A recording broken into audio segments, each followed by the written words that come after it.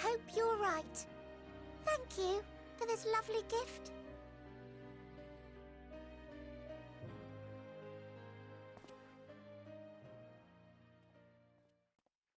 There you have it. I shall remain with the Loporrits to ensure that all is in order.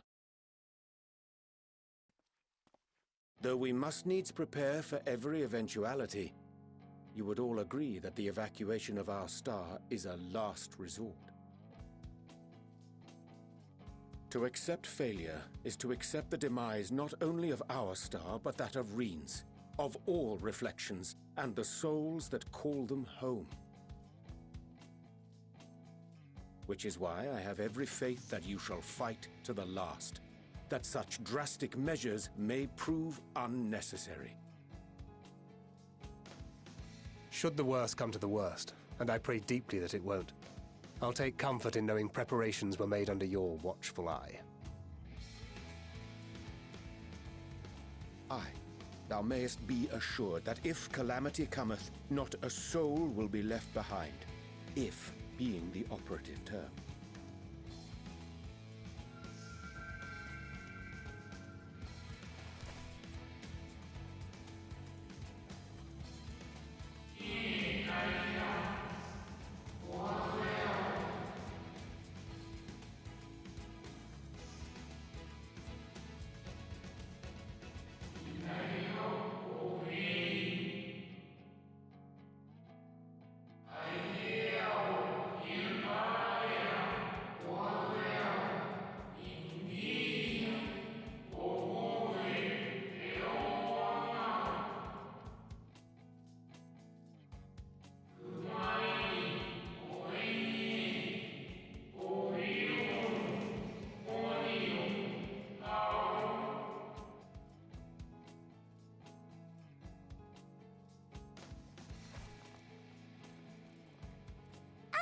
I hate to interrupt, but I feel like I need to make amends for all the secrecy. Think nothing of it. We haven't been the most gracious of guests. Do convey our apologies to Growingway and the others. But of course! And when next we welcome more guests from Aetheris, we'll have learned to be much more hospitable hosts. Oh, and circling back to the matter of inappropriate secrecy, we ought to discuss our benefactors. Agreed. The Sharlayan Forum, yes? What? How did you know? The more I heard, the more obvious it became. The Forum's aims align closely with those of your anonymous patrons. A telling coincidence would be an understatement. Though had we not taken it upon ourselves to peruse certain restricted tones in Labyrinthos, we might still be unaware of their plans. But let us continue this discussion upon our return. I dare say we have kept Alphino and the others waiting long enough.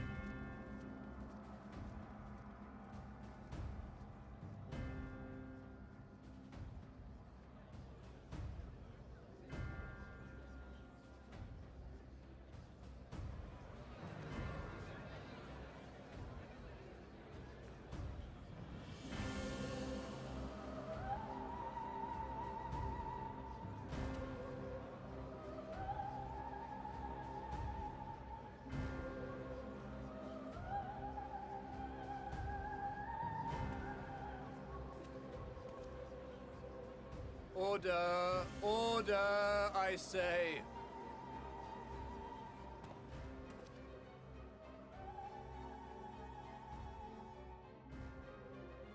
I thank you all for gathering here on such short notice.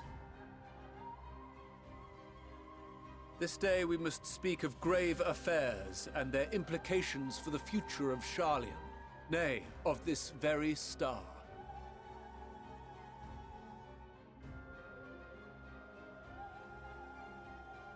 Said affairs concern all citizens, and so we have called for a public assembly.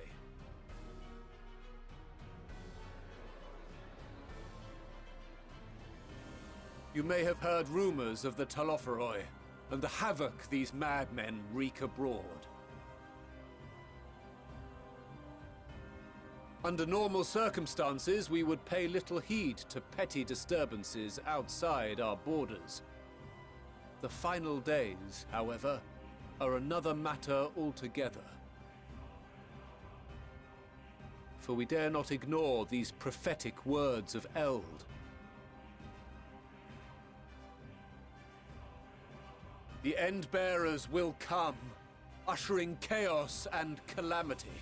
The final days descend and devour the very star.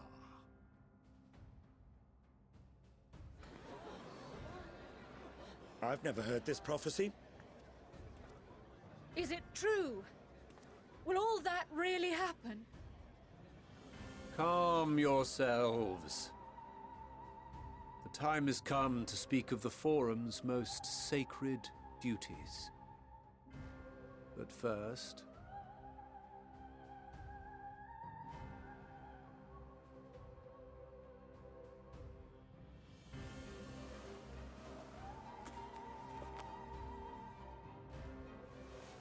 Give voice to the voiceless. Let bindings be unbound. By unanimous decree, I declare the enchantment broken.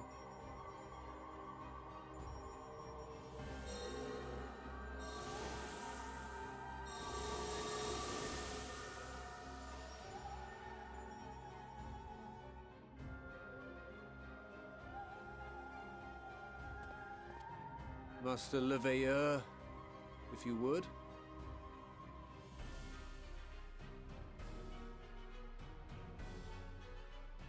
Very well.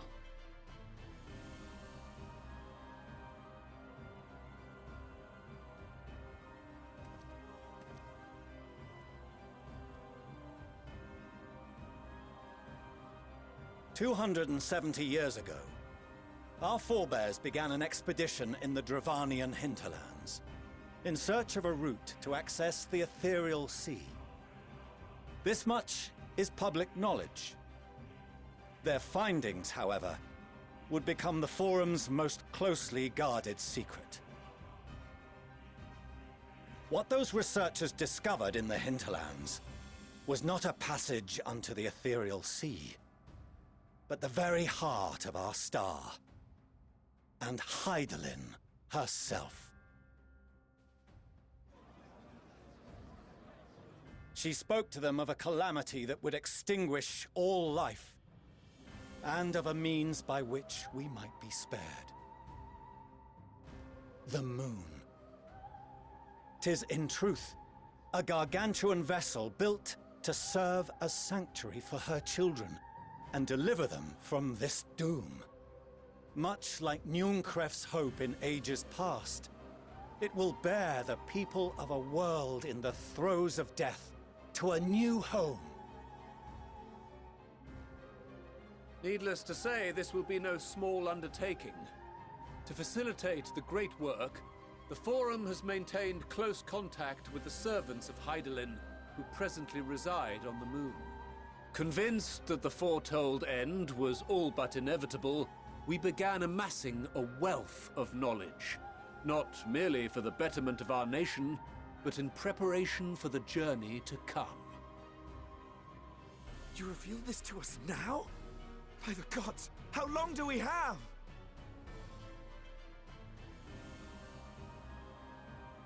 While we cannot say with certainty, we believe the hour to be nigh. We received a transmission from the moon suggesting as much not long ago. Which is why we must in earnest begin preparations for the Great Exodus. For his impressive contributions and the leadership he demonstrated during our withdrawal from Dravania, we have elected Master Leveilleur to oversee this initiative.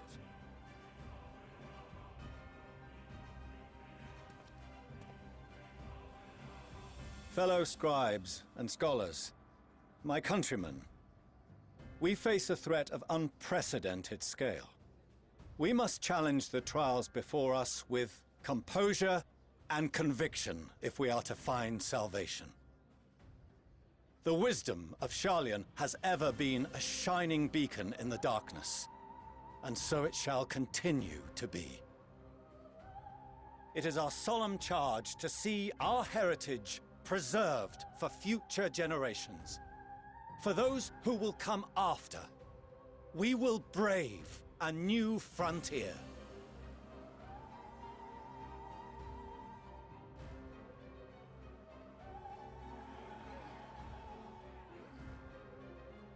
Administrative edicts will be relayed to all major institutions ere long.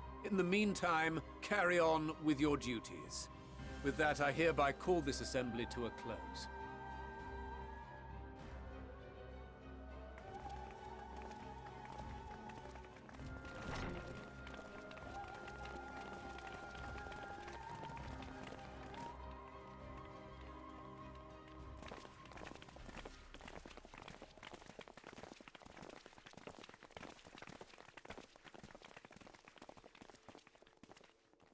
Do you remember what Mother told us when we visited home? That it wasn't until after we were born that Father seemed to lose himself in his work. If that great work of his was the evacuation of this star, then... Yes. It wasn't for his benefit.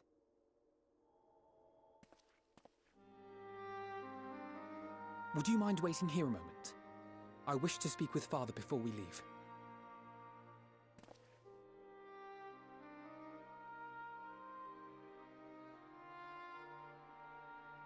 Thank you. I shan't be long. If it's all the same to you, I have a few choice words to share with Father as well.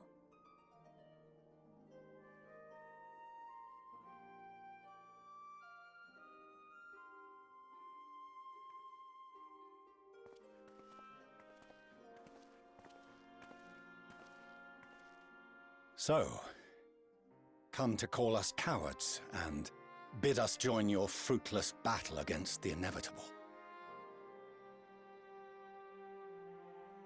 Nay, we do not object to the Forum's proposal.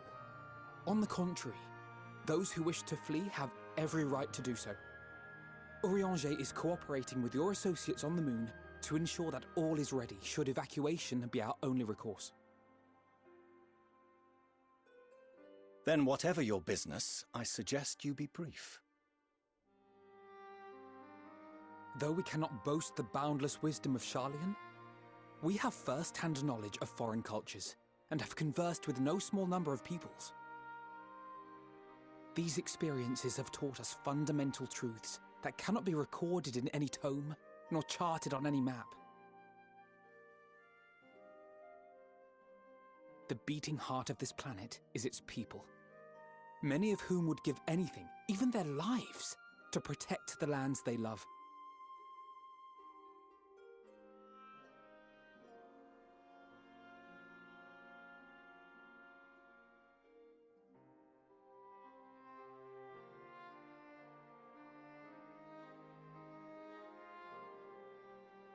Many may choose to join you in the end. But what of those unwilling or unable, for whom escape will never be an option? What would you have them do? To ignore the plight of those one might conceivably save is not wisdom, Father. It is indolence.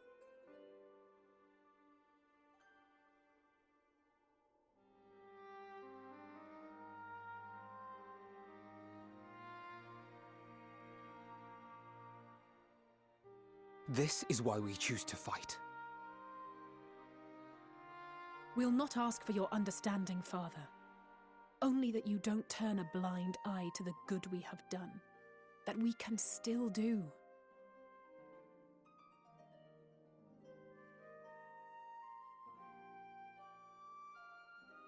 We're not children in need of protection. Hold fast to your principles and let the world burn if it please. But we believe there is still another way.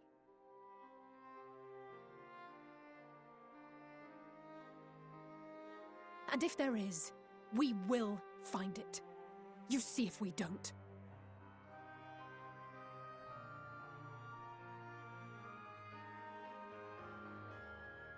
Do as you will. Just stay out of our way.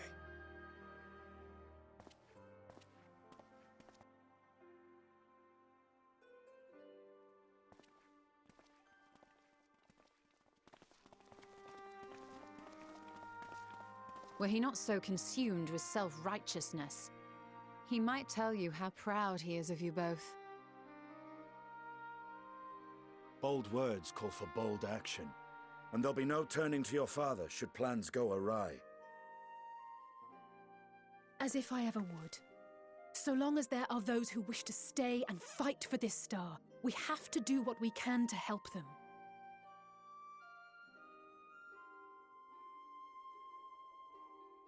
And if we're to do that, we'll need to be well rested. Wouldn't you agree?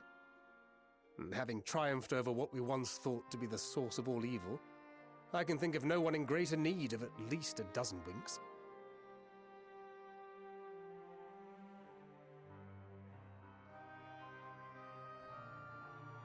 Shall we then? To the Annex, to prepare for tomorrow.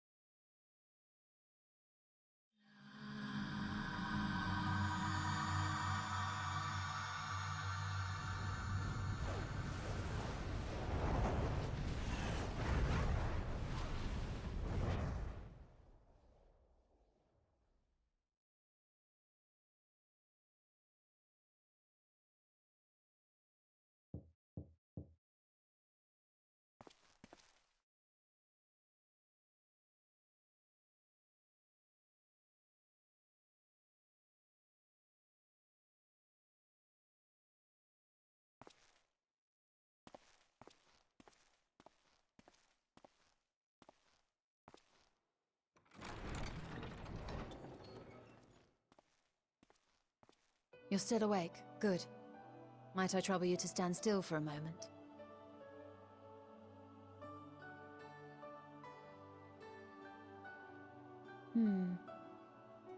Nothing appears out of the ordinary.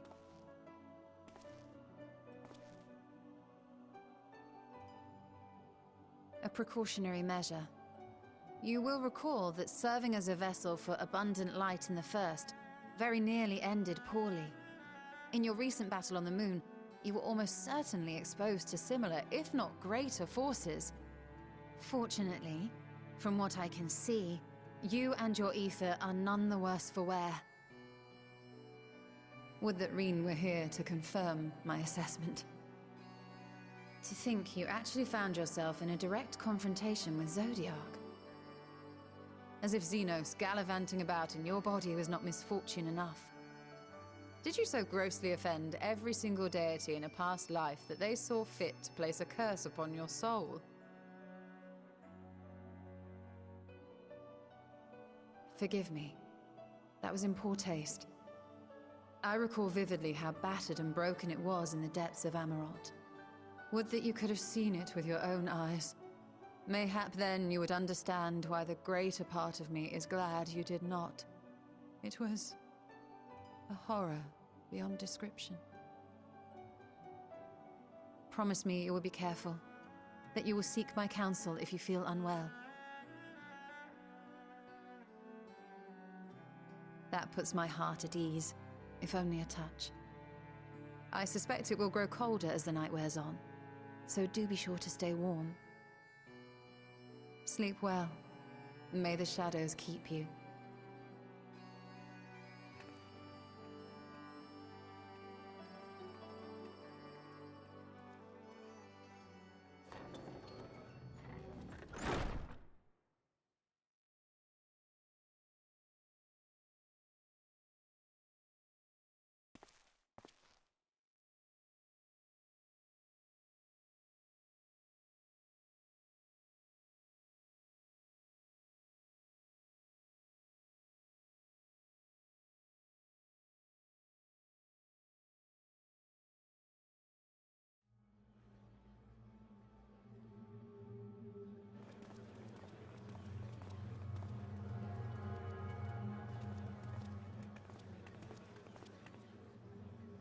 Thank the gods that tower is gone. The sight of it was enough to make me sick. Thank the Ilsebar contingent, more like. Word is, they fought their way into Garlemald and toppled the bloody thing themselves. Not just the one, neither. All the towers have up and vanished. Aye, I heard the same. Commander Aldin and his troops helped keep casualties to a minimum, too.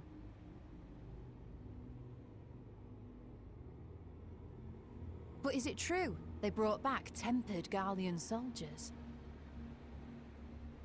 As Commander Aldin tells it, they've a treatment for that now. But don't you worry. Cured or not, they've no plans to bring them into the city proper. I see. Well, that's a relief then. I know we've brothers and sisters among the lot, but I can't say I'm eager to welcome them home.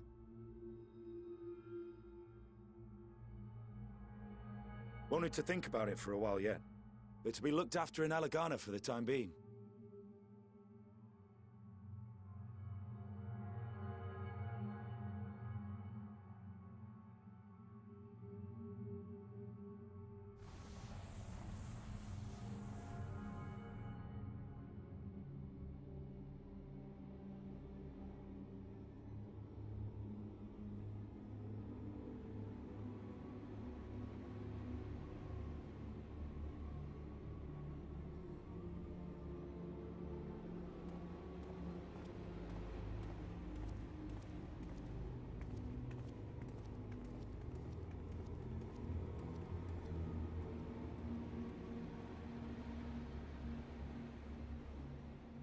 Another day, another commission of paramount importance.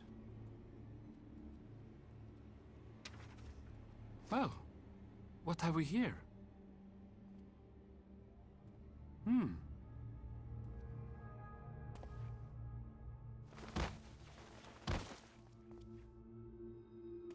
Hey, are you all right?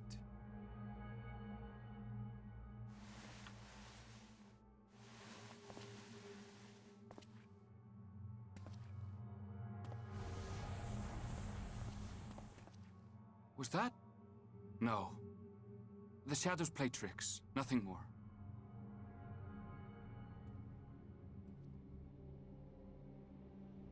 The towers are gone, and the Garlean threat is abated, and yet... why does it feel as though it's about to get much, much worse?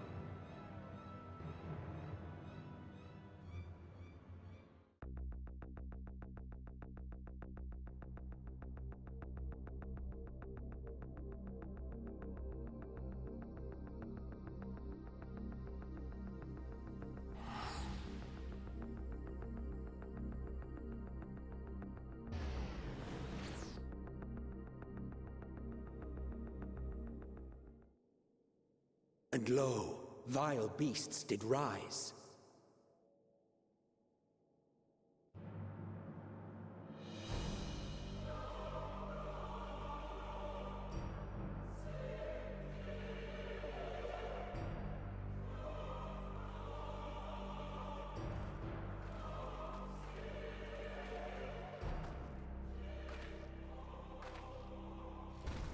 Leaving naught in their wake but blood and ash. Sun scorches earth and boils seas. And our sins ascend unto the heavens. Three dooms to unmake all we were.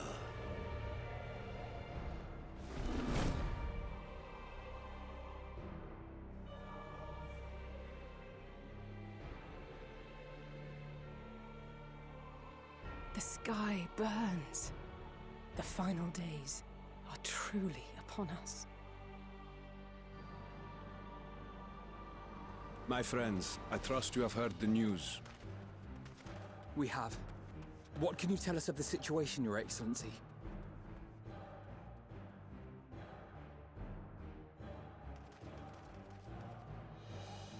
Last night, the Isle was rocked by tremors, and the earth itself cried out. Aloft, the heavens began to burn. From all about, unholy beasts, the likes of which we had never seen, came forth in fury and rage. No. To say they came forth would be inexact. The people of Radzat-Han themselves transformed into these baleful fiends.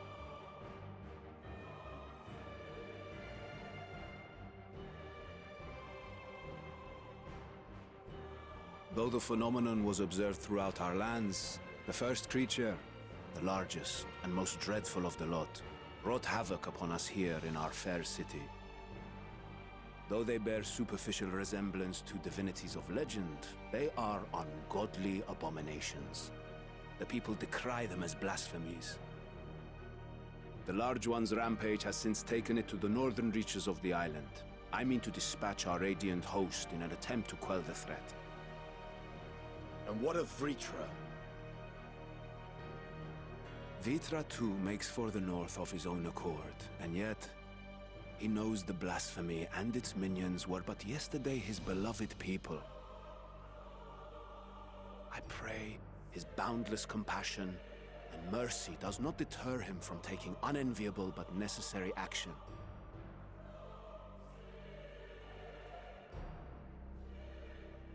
Understood. I ask that you allow us to aid you in quelling this threat. You would risk your lives to help us yet again? I have no words to express my gratitude. Our regiments approach the north from several directions, with a number of units set to depart from the docks of Yedlimat. They will make landfall in an area of dense jungle, where one can expect to encounter dangers even beyond the fell beasts we hunt. I leave you to your preparation. You will find me at the docks when you are ready to depart.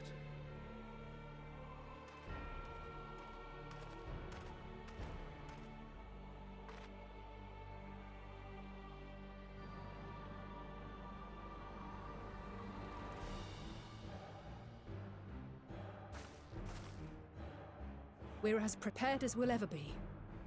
Let's go.